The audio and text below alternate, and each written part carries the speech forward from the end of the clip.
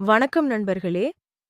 இன்று நாம் பார்க்கப் போவது முருகன் பக்தர்களுக்கு மிகவும் முக்கியமான ஒரு ஆன்மீக நாளான தேய்பிறை சஷ்டி பற்றிய முழு தகவல்கள்.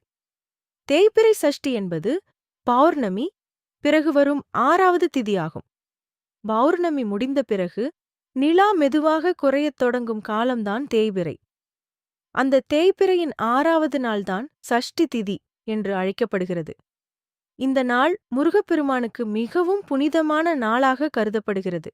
அதனால்தான் இந்த நாளில் முருகனை மனமார வழிபட்டால் வாழ்க்கையில் பல நல்ல மாற்றங்கள் நடக்கும் என்று ஆன்மீகத்தில் கூறப்படுகிறது. புராணங்களில் கூறப்படுவது போல் முருகன் தனது வேல் சக்தியால் அசுரர்களை அழித்து தர்மத்தை காத்த தெய்வம். அவர் பக்தர்களின் துன்பங்களை நீக்கி அவர்களுக்கு துணையாக நிற்பவர். பலருக்கு வாழ்க்கையில் சில நேரங்களில் புரியாத பிரச்சனைகள் ஏற்படும். மனம் அமைதியில்லாமல் இருக்கும். எதிரிகள் தொந்தரவு செய்யலாம்.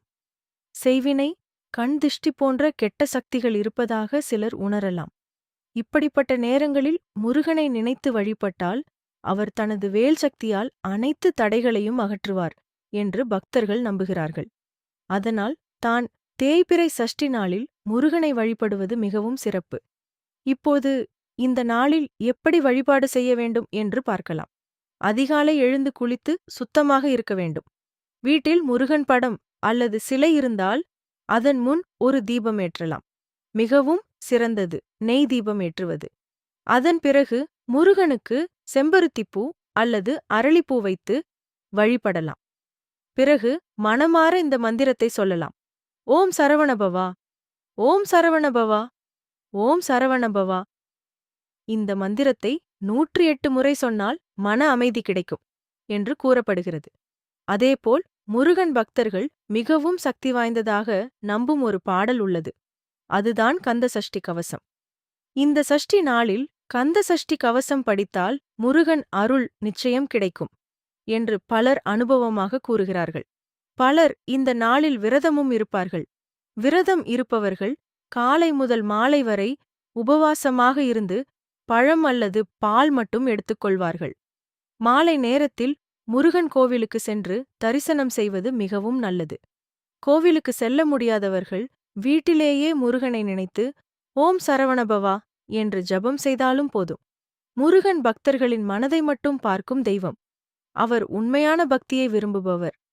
தேய்பிறை சஷ்டி நாளில் ஒரு சிறிய பரிகாரம் செய்தாலும் நல்ல பலன் கிடைக்கும். அது என்னவென்றால், முருகன் முன் ஒரு நெய் தீபம் ஏற்றி, முருகா, என் வாழ்க்கையில் இருக்கும் அனைத்து தடைகளையும் நீக்கி அருள் புரிய வேண்டும் என்று மனமார வேண்டுங்கள். நம்பிக்கையுடன் வேண்டினால் முருகன் அருள் நிச்சயம் கிடைக்கும். தேய்பிறை சஷ்டி நாளில் முருகனை வழிபட்டால் மனக்கவலை குறையும்.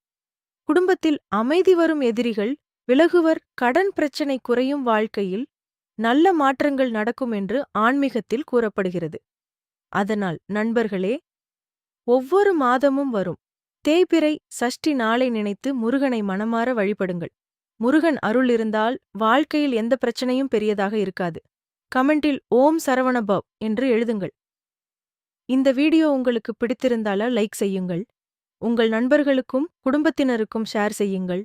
மேலும் ஆன்மீக வீடியோக்களுக்கு எங்கள் சேனலை சப்ஸ்கிரைப் செய்ய மறக்காதீர்கள். நன்றி. வணக்கம்.